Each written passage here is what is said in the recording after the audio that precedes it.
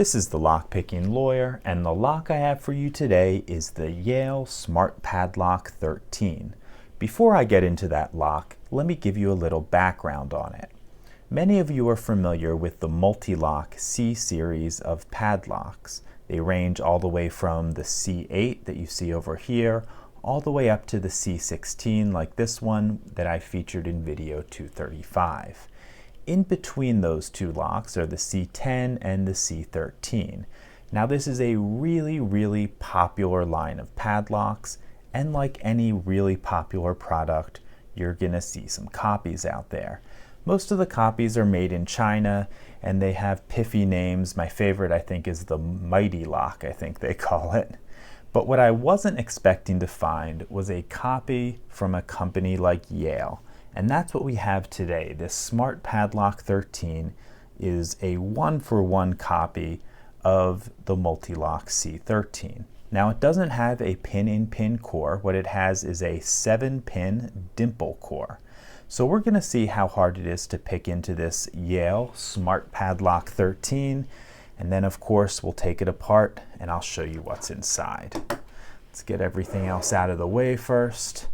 And let's see what it takes to get into this guy. There we go.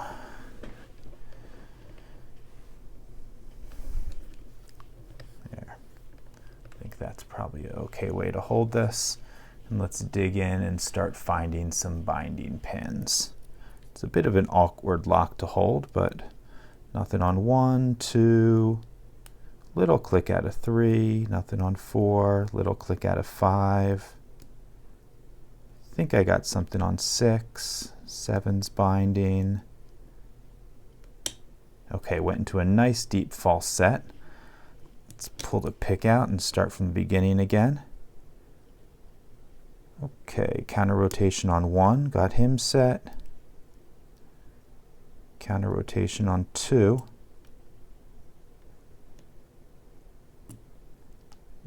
Slipping off that pin. Jeez. There we go. Got 2 set. Nothing on 3. Moving to 4. Having a little difficulty getting under him. There we go. I think I got 4. Now I'm going for 5. Counter rotation on him. And we got her open. Okay. Let's take this lock apart and I'll show you what's inside. Okay, this lock comes apart exactly like the Mul-T-Lock C-Series locks. What you need to do is completely remove the shackle and then get rid of this set screw right here.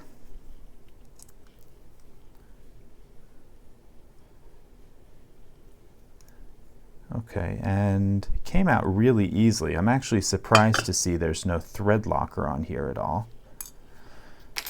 Okay, let's slide this out. Let's see. There we go.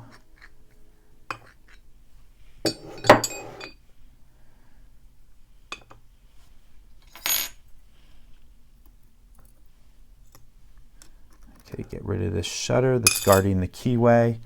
And like the Mul-T-Locks, this one is a pain in the butt to get out. While we have it here, let me show you the locking mechanism. And to access it, you just take this top piece off. And all it is 2 locking lugs and a spring that are directly driven by the back of the keyway. Now on a Mul-T-Lock, you could take advantage of the fact that you can get to the back of the core and the front of the core and actually just push it out with a follower. But on this Yale Smart Lock, they're actually locked together. So there is no good way to get this apart other than just take it out and dump the pins. It's this little piece of metal right here, this little piece of steel, I guess, that locks everything together. Let me try to dump these out in a somewhat organized way.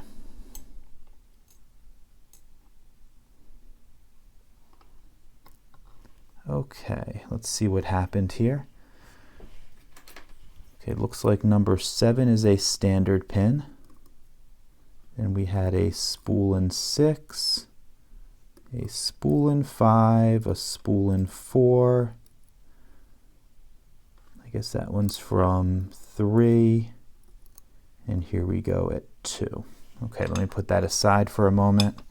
Get the rest of these springs out since they're already halfway out here.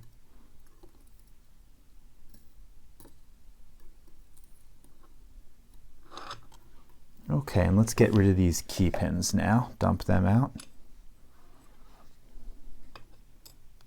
Standard in 1, standard in 2, 3, 4, 5, 6, and 7. 6 is a really strange looking pin. I have absolutely no idea what the point of that one is. No idea at all. I've never seen anything quite like it. The closest I've seen to that are the key pins in the DOM IX, but I can't think of any reason. You can see they have a slightly ovaled hole for this pin that fits this oval key pin. Let's take a look at the key, see if there's a reason for that. I guess it just helps it so you can't make a copy of this key easily. I don't know what to tell you. If someone knows why that key pin is the way it is, please put it in the comments below. I'll let you get a close look at the key as well. There is something a little bit odd toward the side of pin 6, but I'm not sure what that is. Okay, so here's our close-up.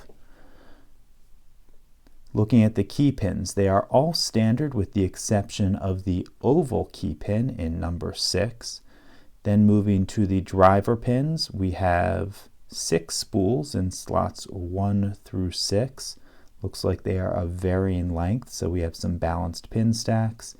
And then we have a standard in slot 7. You can take a look at this key. You can see something's a little bit different about the cut for pin 6. That probably corresponds to our oddly oval key pin in slot 6. But again, the reason for that, I do not know. Okay, moving over to our core. Nothing unusual about it with the exception of our ovaled out hole in slot 6. Other than that, I don't see any drill protection or anything like that, just a standard core. Okay, that's all I have for you on this Yale Smart Padlock 13. If you have any questions or comments, or you know what's up with that key pin in slot 6, please put them below. If you like this video and would like to see more like it, please subscribe. And as always, have a nice day. Thank you.